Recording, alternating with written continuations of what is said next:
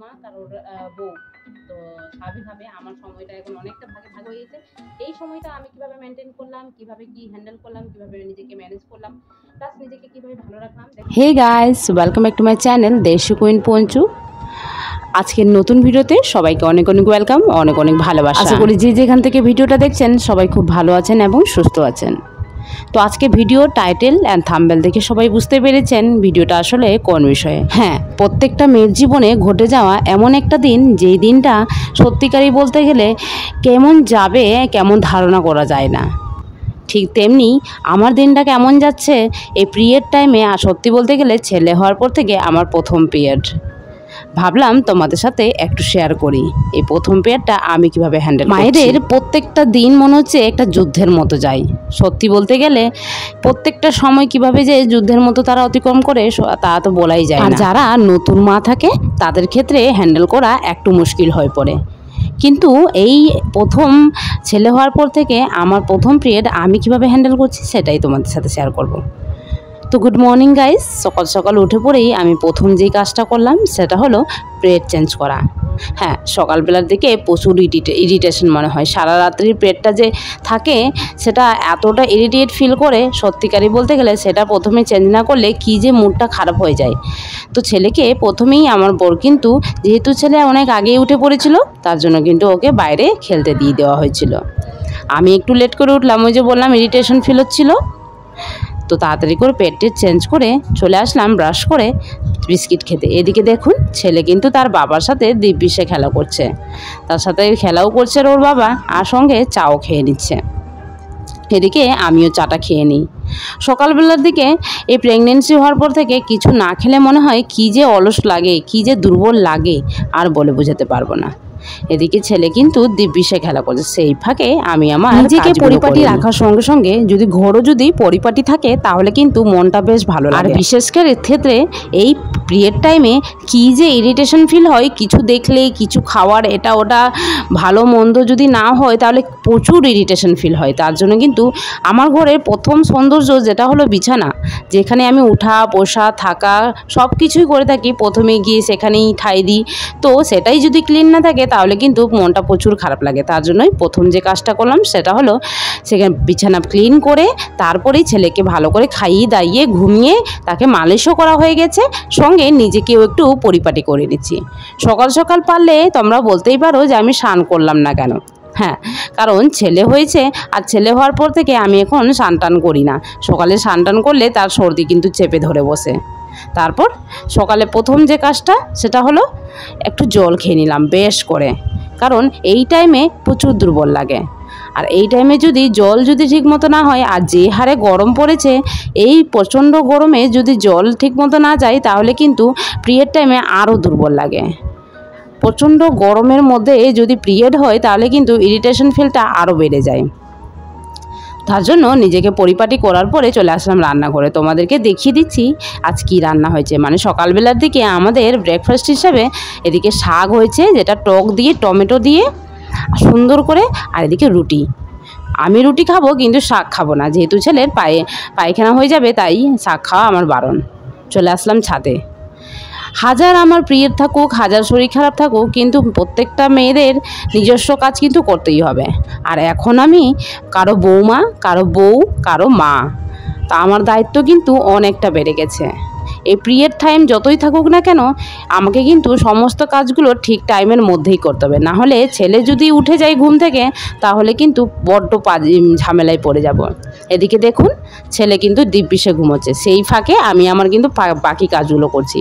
মানে আমার বরমশাইকে খাবার দেওয়া, এদিকে ছেলের হাগুমুতুর কাপড়গুলো সব সরিয়ে নেওয়া, কিছু কাপড় রোদে দেওয়া, তাকে আমার বরকে জল দেওয়া, মানে তোমাদের দাদাকে জল দেওয়া।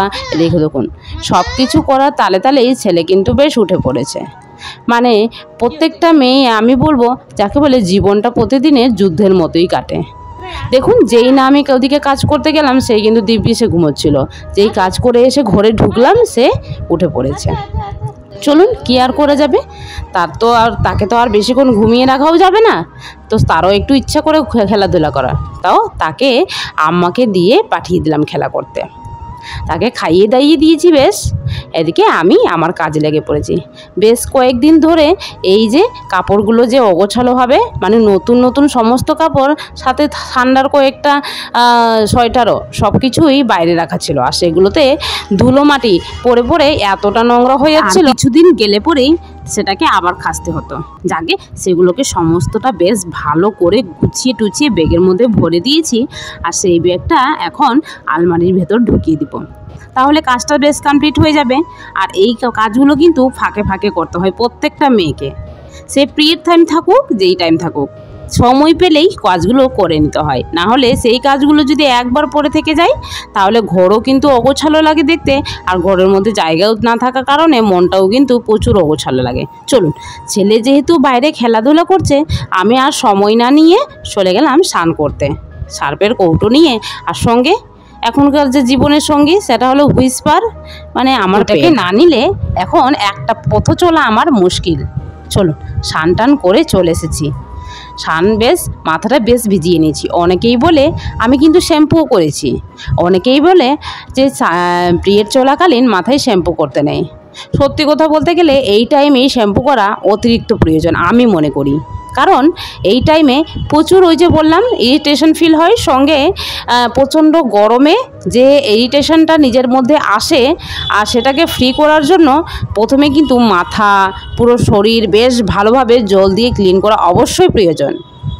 তার জন্য কিন্তু মাথাটাতে শ্যাম্পু দিয়ে বেশ ভালোভাবে ক্লিন করে নিয়েছি, যাতে মাথাটাও একটু হালকা লাগে আর নিজেকেও একটু ফ্রি লাগে। তারপর দেখুন দিব্যিসে আমি কিন্তু এই পিরিয়ড চলাকালীনও আমি কিন্তু দিব্যিসে আমার ছেলেকে উঠা নামা বসা, তার সাথে খেলা করা, তার সঙ্গে দিব্যিসে আনন্দ ফুর্তি করা, এটা কিন্তু চলতেই থাকে আমার। চল, অনেক তার সাথে খেলা হয়েছে, এখন কিন্তু তাকে স্নান করিয়ে নিয়ে চলে আসলাম। এখন যেহেতু দুপুরবেলা, আর এই প্রচণ্ড গরমে যদি ছেলেকে স্নান না করায় তাহলে কিন্তু ছেলেরও শরীরে রেশ বেরোবে। তার জন্য কিন্তু প্রথমেই ছেলেকে উপরে রোদে নিয়ে গিয়ে স্নান করিয়ে দিয়েছি বেশ করে, তাকেও একটু শ্যাম্পু করিয়েছি, তাহলে ছেলের মনটাও বেশ ফ্রি রাখবে, আর আমাকেও সে একটু স্বস্তি দিবে, মানে সে ভালো করে ঘুমোবে, ভালো করে মালিশ করে দিই আগে। এই যে দেখুন রীতিমতো যুদ্ধ করে ছেলেকে কোনো মতো করে স্নান টান করিয়ে এই যে মালিশ টালিশ হলো। আগে ছেলে স্নান করতে খুবই ভালোবাসতো, এখন যা যে পরিমাণে ভয় পাই আর বলে বোঝাতে পারবো না। জিভে কি একটা হয়েছে, তার জন্য ওষুধ খাওয়াচ্ছি ওকে, কিন্তু কি বলে যেন তার জন্য খাওয়াটা কমিয়ে দিয়েছে, তার জন্য ভাত টাত খেতে পারছে না, ভাবছি একটু সুজি করবো তার জন্য। তো চলুন একে বাবাকে দিয়ে আসি, তারপরে না হয় সুজিটা করি। কি কে কি খাবা? আরে বাপরে, সে দারুণ মস্তিতে, গরমে বেশ স্নান টান করে নিয়েছে, বেশ ফ্রেশ লাগছে তাকে, বেশ ভালোও লাগছে। এখন আর ফ্যানে একটু রাখবো না, এখন দূরেই রাখবো, যেহেতু স্নান করিয়েছি, আর স্নান করার পরেই যদি ফ্যানে রাখি তাহলে কিন্তু একটুতেই জ্বর হয়ে যাবে, তাই তো? তাই তো, হ্যাঁ সব জানি বাবার কাছে। যতই শরীর খারাপ থাকুক না কেন, ওই যে বললাম ছেলেকে ঠিক সময় মতো খাওয়া দাওয়া সব কিছু পরিপাটি করে রাখতেই হবে, এটা মায়ের কর্তব্য, আর সেটা কখনো ছাড়া যায় না। তার জন্য ছেলের দুপুরের খাওয়ার জন্য ছেলেটা একটু জিভে কী যেন হয়েছে সেটা বুঝে উঠতে পারছি না, তার জন্য কিন্তু ও ভাতটা এখন খেতে চাইছে না, তার জন্য ওর জন্য শুধু এক্সট্রা করে আমাকে সময় দিতে হয়, আর প্রত্যেকটা টাইম দিতে হয় বলে দিনে 5 থেকে 6 বার টাইমটা এক্সট্রা করে ওর জন্য বের করতে হয়। এদিকে দেখুন মিছরি দিয়ে আমি বেশ করে এদিকে সুজি করে এনেছি, জানি না সে কতটা খাবে, কিন্তু করে সুন্দর করে করতে হবেই বটে। চল, এদিকে হয়ে গেছে বেশ করে, অনেকটা জল দিয়ে তাকে সেদ্ধ করলাম যাতে ছেলে নরম ভেবে খেয়ে নেই। এদিকে দেখুন, চল ছেলে তো ওর বাবার কাছে আছে, খাইয়ে দিই। অনেকক্ষণ আপনাদের সামনে আসলাম, অনেকক্ষণ পরে করতে কটা যায় জানেন, একদম ভোর দুপুর, একদম বেলা 1:30। Yes, I'm right. আমার খাওয়া দাওয়া হয়ে গেছে, আর সঙ্গে বাবুটারও তোমাদেরকে দেখালাম, ওই সুজিটা করেছি, ও বেশি খায়নি, তার জন্য জোরজার না করে আমি খেতে বসে গেলাম, আর সঙ্গে কয়েকটা আজকে হয়েছে শোল মাছের ঝোল, আলু পটল হয়েছে, সজনে টক দিয়ে মানে লেবু দিয়ে, তো বেশ টেস্ট হয়েছে। তো শোল মাছ তো এমনি টেস্ট লাগে, কত সুন্দর লাগে। তো বাবু তো এখন মাছ খায় না, কিন্তু বাবু একটু তরকারির সাথে মিশিয়ে ভাত খায়, খুব একটা বেশি খায়নি, 4-5 কোর খেয়েছে, যাকে খেয়েছে সঙ্গে একটু জল খাইয়ে দিলাম, তো একটু পেটটা ভরে আছে। আর তারপরে ওরা আমাকে দিয়ে আমি সমস্ত কাজগুলো করে নিলাম, বাদ বাকি কাজগুলো সুজি করার বাসন সম্পূর্ণটা মেজে টেজে সব কিছু রেখে দিয়েছি। তার কাপড়টা যেটা স্নান করে রেখেছিল সেটাও কেচে দিয়েছি। ওটাকে দেখো মুখে এতগুলো থুথু কি জন্য জানো? এই যে এই ওষুধটা, ওই যে বললাম জিভের মধ্যে হয়েছে, সেই জন্য টপকেন ওষুধটা ইন্ডিকেশনে দেওয়া আছে যে 3-4 ঘন্টা অন্তর অন্তর দেওয়া দিলে পরে ভালো। তো যাকে 3বারই দিই, একটু কোনোদিন কোনোদিন 4বার দিয়ে দিই। তো চলুন এখন বিছানা বলতে গেলে এমনি একটু ল্যাপটপ পেতে দিয়েছি, সে এমনি চাদর তো একটু গরম হয়ে গেছে, যে হারে গরম করেছে। আর ওপরে যেহেতু ঘর নেই, স্বাভাবিকভাবে বাতাসটা একটু গরম আসে, ফ্যানের বাতাসে কিছু করার নেই। চলুন, এসি তো নেই, গরিবের ভাই ঘর ভাই। তো চলুন, আগে অনেক কথা হয়ে গেছে, ঘুমোই। তো এই ছিল আমার সকাল থেকে পিরিয়ড টাইমে মানে আমি কিভাবে নিজেকে হ্যান্ডেল করি, মেনটেন করি। আর তাছাড়া এটা আমার ছেলে হওয়ার পর থেকে ফার্স্ট পিরিয়ড সত্যি বলতে গেলে মানে অনেকদিন পরে যেহেতু হচ্ছে, তার জন্য কিন্তু প্রচুর পরিমাণে একটা পেন ফিল হয়, ডিপ্রেশন ব্যাপারটা চলেই আসে। একঘেয়েমি, যখন কোনো জিনিস যখন রেগুলারলি হতে থাকে তখন কিন্তু একটা মানে হ্যাবিটের মধ্যে পড়ে যায়, যাক একটা হ্যাবিট পার মান্থলি পার ডে হয়। কিন্তু মাঝখানে যে এতটাতেই দিন গ্যাপ গেছে, সত্যিকারই বলতে গেলে মানে আরো এতটা ইরিটেশন ফিল হচ্ছে। মানে প্রথম 2 দিন আমার তো কালকে হয়েছে, তো কালকে আর আজকে দ্বিতীয় দিনটা বেশি একটু হয়, আর বিশেষ করে সকালবেলাটা বেশি হয়। তারপরে বিকেলবেলা থেকে একটু কম ব্যথা হয় বা একটু কম দুর্বল লাগে, কম উইক লাগে। তো আমি সবসময় চেষ্টা করি এই সময়ের মধ্যে একটু বেশি করে জল খাওয়ার জন্য, একটু নিজেকে সময় দেওয়ার জন্য। প্লাস এখন যেহেতু বাবু হয়েছে সেজন্য কিন্তু বাবুকে তো সময় দিতেই হবে। যেহেতু আমি কারোর মা, কারোর বৌমা, কারোর বউ, তো স্বাভাবিকভাবে আমার সময়টা এখন অনেকটা ভাগ হয়ে গেছে। এই সময়টা আমি কিভাবে মেনটেন করলাম, কিভাবে কি হ্যান্ডেল করলাম, কিভাবে নিজেকে ম্যানেজ করলাম, প্লাস নিজেকে কিভাবে ভালো রাখলাম, দেখুন আমি এখনো বেশ ভালো আছি। আর আমার কিন্তু মানে হয়ে গেল, যাকে বলে এবার থেকে মানে একটা হ্যাবিটের মধ্যে পড়ে যাবে, যে এইভাবে করে হ্যান্ডেল করলে এভাবে করে সময়টা ঠিক বেঁচে যাবে, আর নিজের জন্য সময়টা বাঁচিয়ে রাখতে পারবো, প্লাস নিজেকেও ভালো রাখতে পারবো। তো এই ছিল আমার ভিডিও। আশা করি আপনারা দেখে বুঝতে পেরেছেন ছেলেকে কিভাবে রেখেছি। ছেলে অসুস্থতার মধ্যে মানে নিজেকেও সামলেছি, প্লাস ছেলেকেও সামলেছি।